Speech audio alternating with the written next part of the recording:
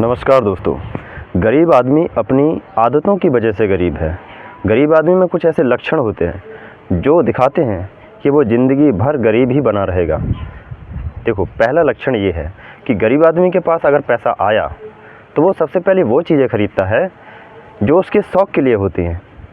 महंगा फ़ोन ख़रीद लेगा, अगर और ज़्यादा पैसा आ गया तो महंगी गाड़ी ख़रीद लेगा, और ज़्यादा पैसा आ गया तो बढ़िया आलीशान बंगला बनाएगा। बंगला तो खैर नहीं बना सकता गरीब आदमी, बढ़िया घर बनवा लेगा। लेकिन वहीं दूसरी तरफ सोचो, इस बात को सोचो, महंगा मोबाइल लिया 50,000 का, 1 लाख का आईफ़ोन। देखे हैं कई सारे वीडियोस जिसमें किडनी बेच के लोग आईफ़ोन लेते हैं। ये कैसा, कितने में लिया मेरे भाई?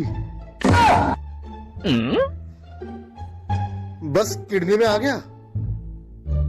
कैसा शौक़ है ये गरीबों का? आपकी उतनी कमाई भी तो होनी चाहिए कि आप आईफ़ोन लेने के लायक हों, काबिल हों।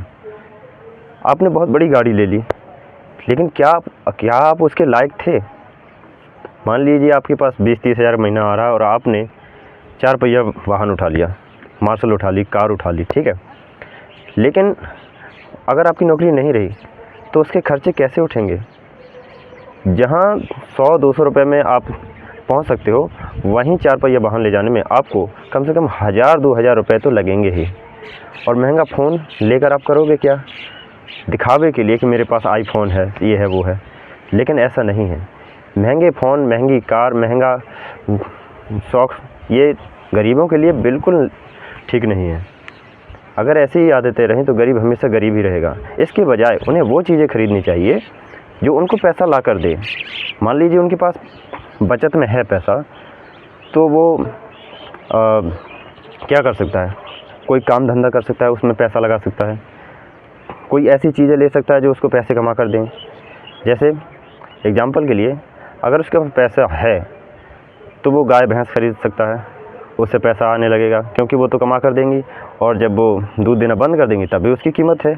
लेकिन अगर उसने मोटरसाइकिल ले ली या कार ले ली तो उसकी तो कीमत निरंतर घटती ही रहनी है, और उसमें डीजल पेट्रोल लगेगा, वो अलग।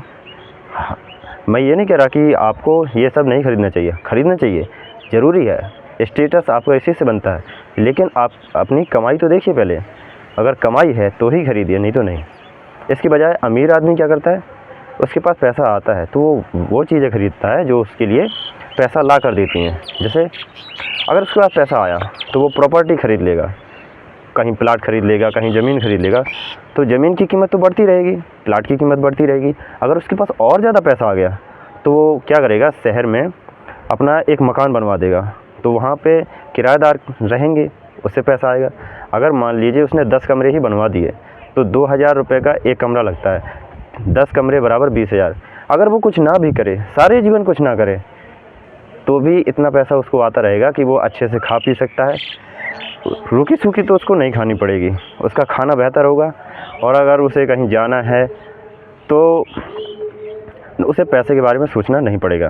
कहने का मतलब ये है कि अपना पैसा अपनी सोच से अच्छी जगह लगाओ, फालतू के दिखावे में बिल्कुल मत पड़ो, और अपने स्वास्थ्य का ध्यान रखो, अपनी हेल्थ का ध्यान रखो, क्योंकि अच्छे शरीर में अच्छे मन का वास होता है, और जिसका शरीर अच्छा है, मन अच्छा है, उसकी गरीबी एक ना एक दिन ज़रूर दूर होती है। और आलस को छोड़िए, मेहनत करते रहिए। कोई भी काम मिले आपको, आप अगर गरीब हैं तो आप ये मत सोचिए कि मैं ये काम नहीं करूँगा, वो काम नहीं करूँगा। आपको जो भी काम मिल जाए, छोटा बड़ा कोई भी, अगर आपको रेहड़ी लगानी पड़ जाए तो आप रेहड़ी लगाइए, सब्ज़ी बेचनी पड़ जाए तो सब्ज़ी बेचिए। कोई भी काम, पुताई का, तसला ढोने का, कोई भी काम हो आप करिए, क्योंकि एटलीस्ट आपके पास कुछ पैसा तो आएगा। और अगर आप ये सोचते रहे कि मेरी नौकरी लगेगी, कहीं अच्छा काम मिल जाएगा तो मैं करूँगा, तो भैया ऐसे तो खर्चे चलने वाले नहीं हैं। कोई भी काम हो आप करिए, भले ही 2-4 पैसे आएँ, लेकिन रोज़ आना चाहिए, खाली मत बैठिए।